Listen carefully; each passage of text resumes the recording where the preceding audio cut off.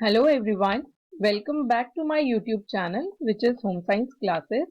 तो आज हम जो देखने वाले हैं नेक्स्ट वो है कार्ब्स यानी ऊर्जा प्रदान करने वाला भोज्य तत्व कार्बोहाइड्रेट। लास्ट हमने प्रोटीन कंप्लीट किया था, अब हम कार्बोहाइड्रेट देखते हैं। कार्बोहाइड्रेट क्या है वो देखते हैं पहले। ये आहार में ऊर्जा का जो है वो अधिकतर भाग जो भी हम लेते हैं वो कार्बोहाइड्रेट से ही लिया जाता है।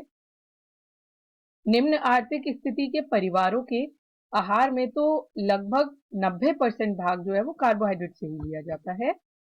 दूसरी तरफ 40% ऊर्जा भी कार्बोहाइड्रेट के द्वारा ही ली जाती है। सामान्य रूप से 55 से 65% ऊर्जा का भाग कार्बोहाइड्रेट के द्वारा लिया जाना चाहिए। और कार्बोहाइड्रेट का निर्माण जो है वो पेड़ पौधों की हरी पत्तियों के द्वारा होता है। पेड़ पौधे भूमि से जल लेते हैं, वातावरण से कार्बन डाइऑक्साइड लेकर सूर्य के प्रकाश में कार्बोहाइड्रेट का निर्माण करते हैं। और ये जो प्रक्रिया है या जो क्रिया है वो पौधों में उपस्थित क्लोरोफिल की उपस्थिति अनिवार्य होती है। यानी जो पत्तियों में क्लोरोफिल उपस्थित रहता है जिसकी वजह से उन पत्तियों का रंग भी हरा होता है, इस क्रिया को करने के लिए उनकी उपस्थिति अनिवार्य होती है। और यही क्रिया जो है वो फोटोसिंथेसिस या फिर प्रकाश संश्लेषण कहलाती है। कार्बोहाइड्रेट प्रारंभ से साधारण शर्करा के रूप में पौधों के रस में घुले रहते हैं। इसका कुछ भाग पौधों को सहारा देने के लिए यानी लकड़ी बन जाता है या फिर रेशा, जो कि मुख्य रूप से सेल्यूलोज कहलाता है। रेशे वाला भाग तो हम भी थोड़ा बहुत खा लेते हैं, परंतु लकड़ी वाला भाग नहीं खाया जाता। कार्बोहाइड्रेट की अधिक मात्रा बनने पर संगठित होकर स्टार्च में बदल दिया जाता है। स्टार्च के रूप में पेड़ पौधे कार्बोहाइड्रेट का अपना अंदर संग्रहण करते हैं और ये संग्रहित कार्बोहाइड्रेट उस समय पौधों को ऊर्जा प्रदान करने का काम करता है।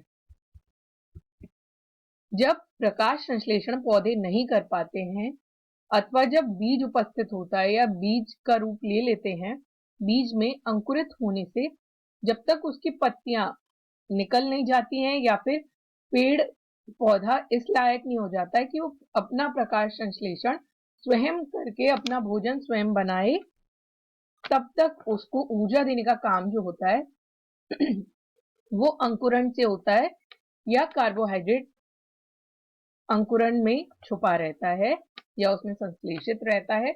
तब तक वो उस पौधे को जीवित या फिर उस बीज में ऊर्जा देने का काम करता है।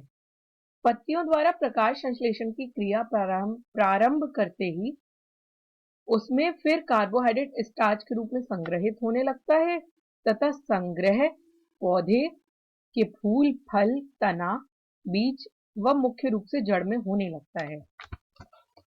क्लोरोफिल की उपस्थिति जरूरी होती है, तो वो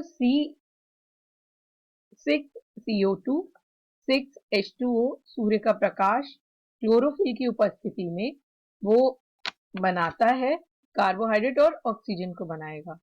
ये CO2 हो गया आपका कार्बन डाइऑक्साइड, H2O हो गया आपका पानी, ठीक है। C6H12O6 हो गया कार्बोहाइड्रेट और ऑक्सीजन हो गई 6। तो इस तरीके से काम करता है ये फॉर्मूला।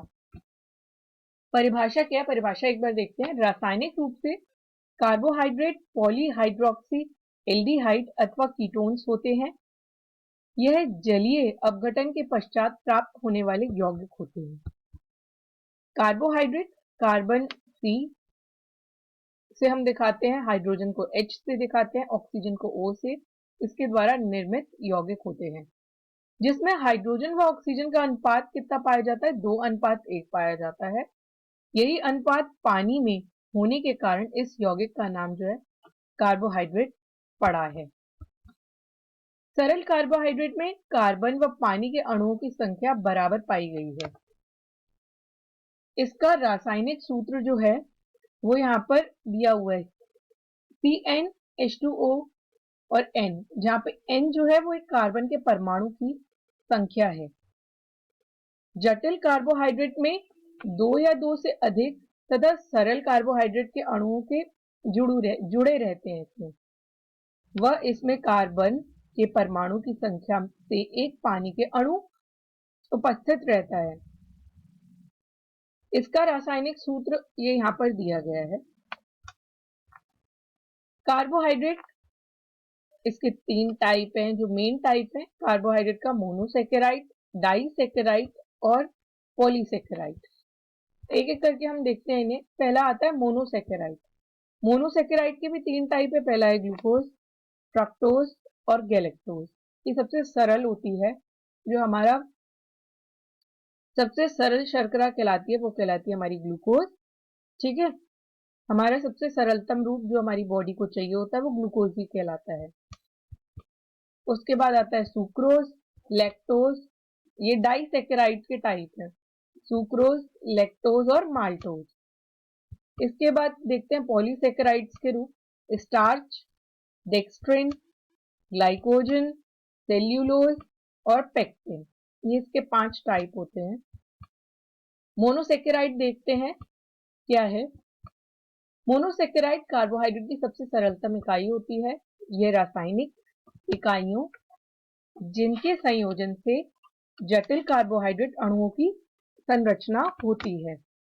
सामान्य रूप से मोनोसेकेराइड हेक्सोजेस कहलाते हैं क्योंकि इसमें 6 कार्बन परमाणुओं की श्रृंखला द्वारा निर्मित होते हैं।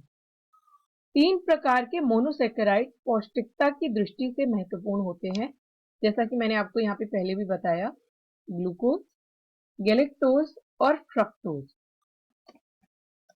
ठीक है, एक अन्य मोनोसेकेराइड मैनोज कम महत्वपूर्ण होता है, इसलिए इसको रखा नहीं गया है।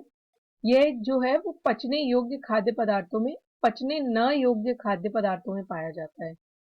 सभी हेक्सेजेस में कार्बन 6, हाइड्रोजन 12 और ऑक्सीजन 6 के अणुओं के समान होता है। इसी वजह से जो इसका सूत्र बनता है वो C6H12 और O6 बनता है।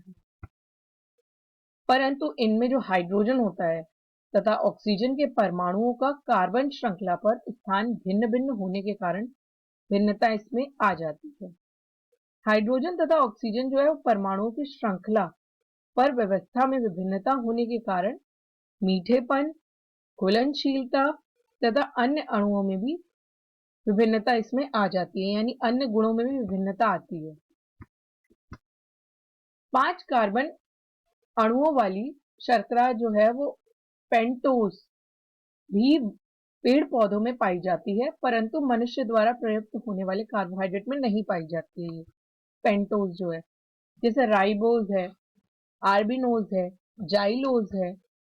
ठीक है, ये इसके उदाहरण है।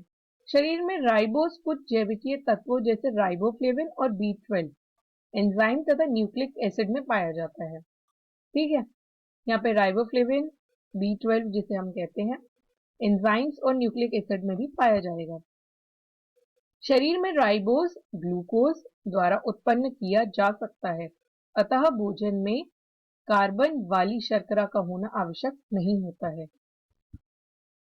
जाइलोज जो है वो सबसे अधिक युक्त रूप में पाई जाने वाली शर्करा है तथा जाइलेटोज के रूप में पाई जाती है, जो कि 5 कार्बन एल्कोहल शर्करा होती है।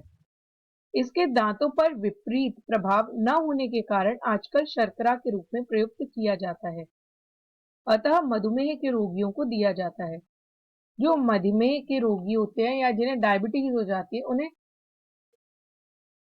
जाइलिटोल दिया जाता है। ठीक है, ये 90 ग्राम प्रतिदिन तक की मात्रा में उपयोग सुरक्षित पाया गया है, लेकिन इससे ज्यादा प्रयोग किया जाएगा तो वो हानिकारक होता है। मोनोसेकेराइड जो है वो फल में पाया जाएगा। फल सब्जियों में उसके वजन का जो है 1 से 10% तक की मात्रा में पाया जाता है। और जो फलों की शर्करा होती है उसे हम फ्रक्टोज कहते हैं। ठीक है, इसका आहार में उपस्थित होना बहुत जरूरी होता है। धन्यवाद। आपको यदि मेरी वीडियो अच्छी लगी हो तो इसे लाइक करें, शेयर करें, कमेंट करें और प्लीज मेरे चैनल को सब्सक्राइब जरूर करें, जिससे कि आपको ऐसी ही वीडियो आगे देखने को मिलती रहे। धन्यवाद।